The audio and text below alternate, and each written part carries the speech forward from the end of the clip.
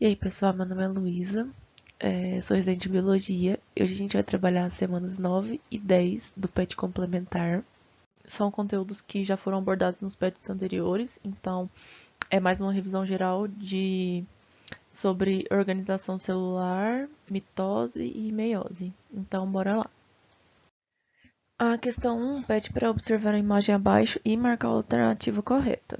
Letra A. A imagem representa uma célula procarionte e diploide. B. A imagem representa uma célula eucarionte e haploide. C. Uma célula eucarionte e diploide. D. Uma célula procarionte e haploide.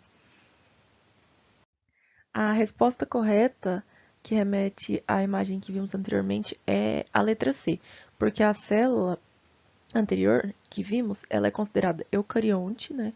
Ou seja, ela tem organelas e o material genético dela está envolvido pelo envoltório nuclear.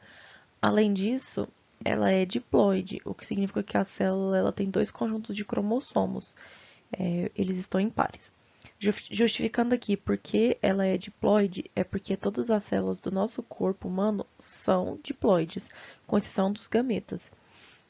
E essa célula da imagem anterior não tem essa característica, portanto, ela é considerada eucarionte e diploide.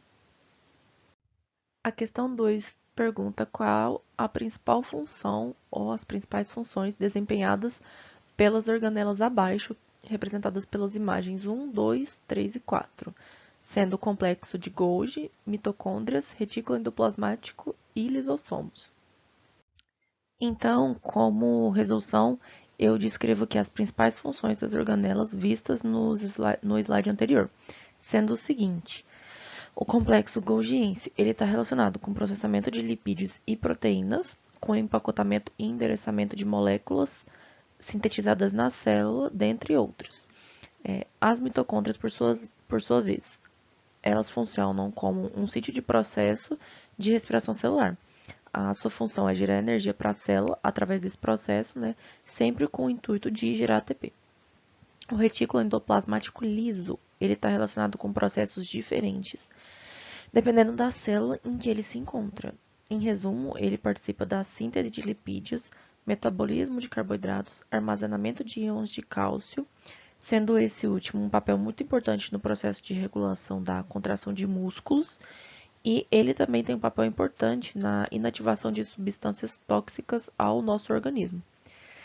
Já o retículo endoplasmático rugoso, ele cumpre com as seguintes funções: síntese de proteínas e fosfolipídios, glicosilação inicial das glicoproteínas, que é a adição de açúcar às proteínas, né?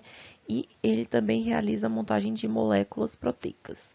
E por fim, os lisossomos, eles têm como função principal fazer a digestão intracelular, podendo ser por fagocitose ou autofagia. E por último, a questão 3 nos pede para diferenciar a mitose da meiose. Então vamos lá. Dê uma analisada nesse esqueminha que eu trouxe, que vai ser importante para a gente entender. Então, basicamente, a mitose é um processo de divisão celular que ocorre apenas uma divisão celular. Ela está relacionada com crescimento, regeneração e renovação de tecido, ou seja, ela é um processo característico das células somáticas do corpo humano. Já a meiose, em animais, elas formam os gametas, então ocorre nos testículos e ovários, formando espermatozoides e ovócitos 2, respectivamente. A meiose, ela é considerada um processo reducional, porque ela reduz o número de cromossomos, enquanto a mitose, ela é equacional, porque uma célula diploide, né, 2N, ela se divide em duas células também diploides, e são geneticamente iguais. Agora, a meiose é dividida em duas fases, meiose 1 e meiose 2.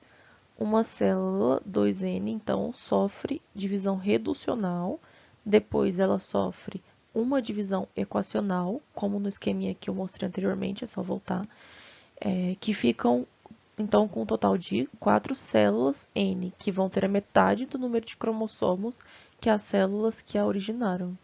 E é isso.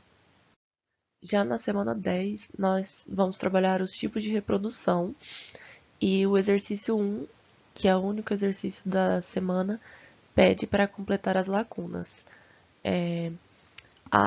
Aí você tem que completar.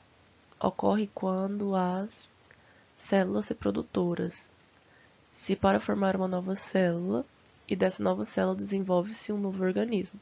Neste tipo de reprodução ocorre a de material genético dos progenitores, favorecendo a genética entre as espécies. Assinale a alternativa que melhor preenche as lacunas. Letra A, reprodução assexuada, duas, separam, troca, variabilidade. B, reprodução sexuada, duas, separam, falta, conservação.